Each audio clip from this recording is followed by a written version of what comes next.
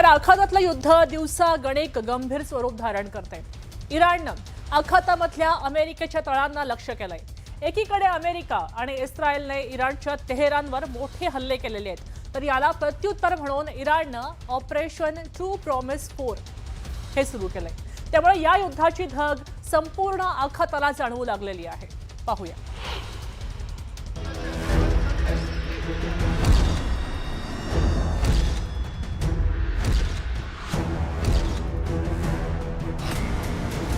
Israel अमेरिकेनं युद्ध सुरू करून चूक केली।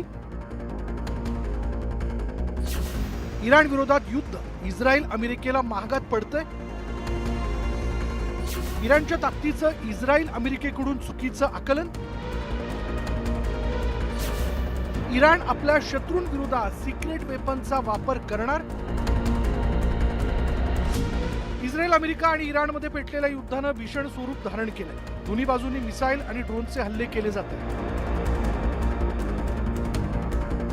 सातत्यानं होत असलेल्या या हवाई माऱ्यामुळे आखाताचं रूपांतर रणभूमीतच झालं।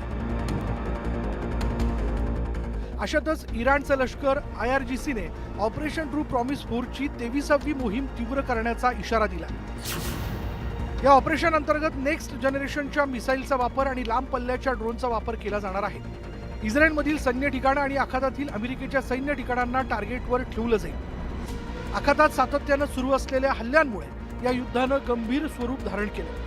आपल्या सैन्यानं केलेल्या हल्ल्यामुळे अमेरिकेचं सैन्य तळ आणि राजनैतिक ठिकाणांना लक्ष्य केल्याचा दावा इराणने केला। इराक आणि जॉर्डनमधील अमेरिकेच्या रडार आणि एअर डिफेन्स सिस्टीम या हल्ल्याच्या टप्प्यात आल्याची माहिती काही रिपोर्टमधून समोर आली आहे। अमेरिकेच्या एका थर्मल हाय अल्टिट्यूड एरिया डिफेन्स सिस्टीम म्हणजेच थाडला इराणने निशाणा बनवल्याची माहिती समोर आली आहे। इराक जवळच्या इरबिल आणि बगदादच्या परिसरातही ड्रोन दिसून आलेत। याचा अर्थ ऑपरेशन ट्रू प्रॉमिस 4 हे केवळ इस्रायल पुरतं सीमित नाही, तर इथली सर्व क्षेत्र या टप्प्यात आल्याचं दिसून येतंय। इराकच्या बसरामधील तेल साठ्याजवळ ड्रोनद्वारे हल्ले करण्यात आले। यासोबत बसरा एअरपोर्ट जवळचा परिसर स्फोटाच्या आवाजाने हादरून गेला। आखातात सुरू असलेले हे युद्ध आता सैन्य ठिकाणांपुरतंच मर्यादित राहिलेलं नसून आर्थिक ठिकाणं आणि तेल साठ्यांच्या ठिकाणांपर्यंत जाऊन पोहोचलंय। संपूर्ण मध्य पूर्व आखातासाठी हे युद्ध गंभीर होत चालल्याचं मानलं जात आहे। दुसरीकडे इराणची राजधानी तेहरानमधील स्थितीही तणावपूर्ण आहे। राजधानी तेहरानवर सातत्यानं अमेरिका आणि इस्रायलकडून मिसाईलचा वर्षाव होतोय। सोबतच इथल्या मेहराबाद एअरपोर्टलाही टार्गेट करण्यात आलंय। यामुळे इराणच्या सर्व शहरांमध्ये नागरिक रस्त्यावर उतरून अमेरिका आणि इस्रायलचा निषेध व्यक्त करतात। हे युद्ध केवळ सैन्याच्या मोर्चावरच नव्हे, तर मनोवैज्ञानिक आणि राजनैतिक स्तरावरही लढलं जात आहे। आंतरराष्ट्रीय व्यासपीठावरही इराणने अमेरिका आणि इस्रायल विरोधात गंभीर आरोप केले। अमेरिका आणि इस्रायलचे हल्ले केवळ सैन्य ठिकाणापुरते मर्यादित नसल्याचा आरोप इराणने केला।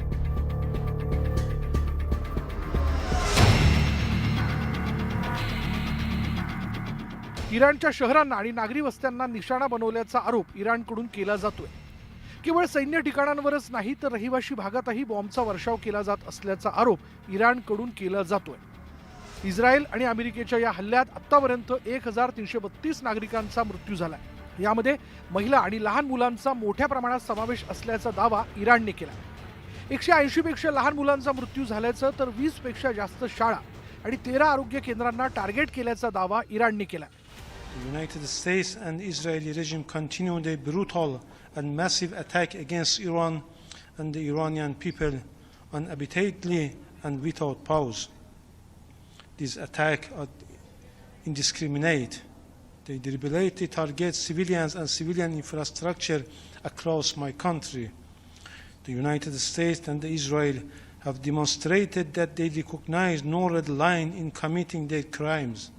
Iranian cities are being attacked indiscriminately.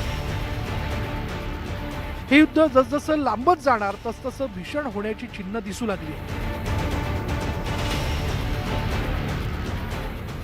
Bureau report, news 18 Marathi.